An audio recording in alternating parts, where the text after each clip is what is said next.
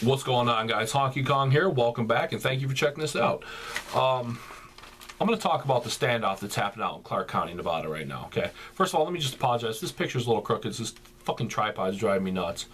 But anyways, I actually shot a video on this morning, but I fucked around, went cleaned out my garage, and by the time I got back in to upload the video, some stuff had already changed. So this is my revised video, right? A little background, as I said, Clark County, Nevada, which is the home to Las Vegas, give you guys a little geographical perspective. And this story revolves around 67-year-old cattle rancher named Cliven Bundy, okay? He owns a 150-acre cattle ranch that's been in his family since the 1870s, okay? He's been doing this a long, long time, all right? Now, he has a dispute with yet another government agency. I'd never heard of these motherfuckers before. They're called the BLM, or Bureau of Land Management. It doesn't surprise me there's more government agencies than nobody's ever heard of. There's probably 1,000 more out there stealing fucking paychecks, okay? So I don't understand how this is not the falls under the Department of Natural Resources, but it's BLM, all right? Never heard of these people.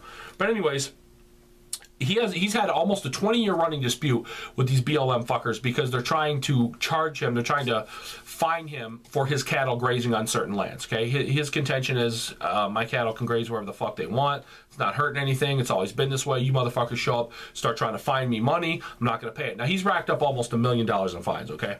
The BLM is concerned because the area his cattle are grazing in it's a 600,000 acre tract of land known as the Golden Butte, and it's also the home to it's either an endangered or a protected species of turtle called the desert tortoise, okay? And they're concerned that when the his cattle go out there and graze, they're going to eat up all the desert tortoise's food. I guess that's their excuse. I think it's just a fucking money grab for these greedy ass pieces of shit. You know, that's why our government exists, to take our fucking money. Every time you turn around, they're in our pockets for some more cash. And this is just another case of it. It's just another case of, somebody tries to stand up to the government and they do everything in their power to crush them. It happens all the time.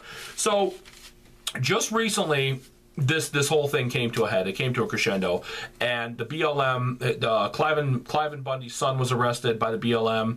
They had agents come in. They surrounded his ranch. They deployed the BLM agents. There's some FBI agents there, local law enforcement. Got choppers out there, armed, heavily armed police officers, whole 9 yards. Surround the dude, okay? Surround his ranch. All right. In the meantime, right before this happened, they had confiscated 234 of his cattle. Okay, 234 out of 1,000 head of his cattle. I imagine that's quite a big financial hit from him, and I guess they're going to auction him off or some shit like that. That's what they said. So anyways, they got this dude surrounded, and right away when I hear cops surround something, my mind goes back to, I think about Waco. I think about Ruby Ridge. As soon as I hear sniper, they say there were media reports there were sniper teams out there. I think of Ruby Ridge right away. I think of that piece of shit faggot ass motherfucker Lon Horiuchi, the FBI HRT team member. He was a sniper who shot and killed Randy Weaver's wife, Vicky Weaver. Shot her in the head while she was holding their infant child because she had reached up to unlatch a door or something to go out.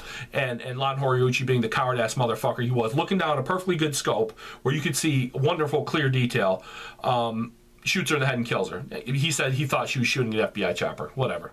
He just wanted to kill somebody. The motherfucker, of course, got away with it because, law enforcement officers, when they kill people, 94% of the time they get away with it.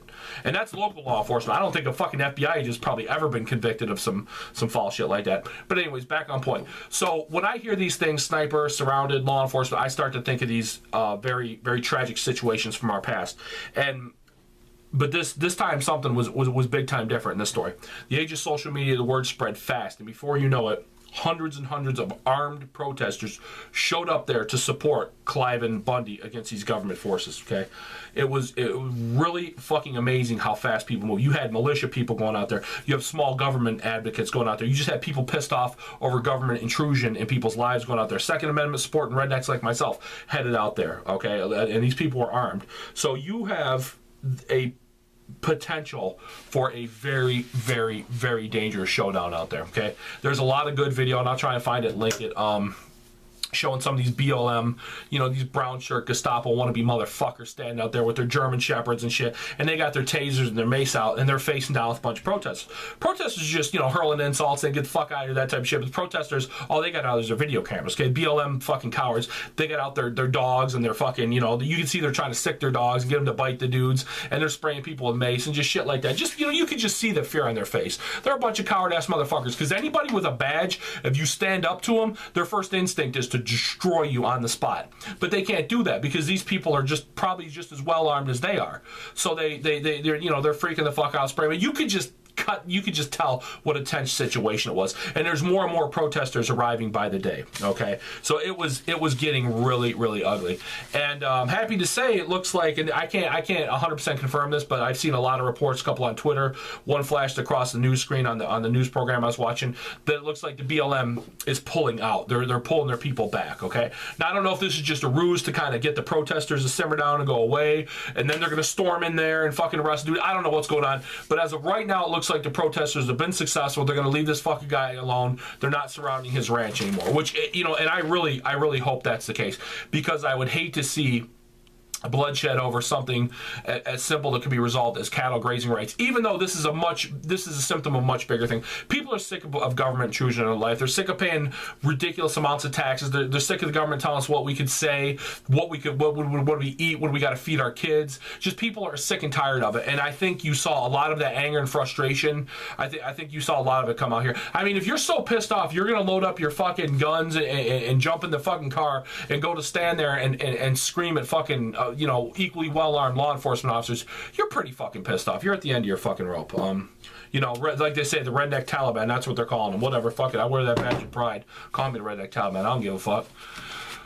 But that's it. So it looks like cooler heads have prevailed. The best possible ending. I'm quite certain we haven't heard the last of the story. But as of right now, it looks like tensions. It looks like it's simmering down a little bit. So that's good shit. And let's hope that stands pat. Let's hope this can get peacefully resolved. Maybe they can come to a deal. Let him graze there and maybe reduce his ridiculous $1 million fine. Give this guy his fucking cattle back that you stole.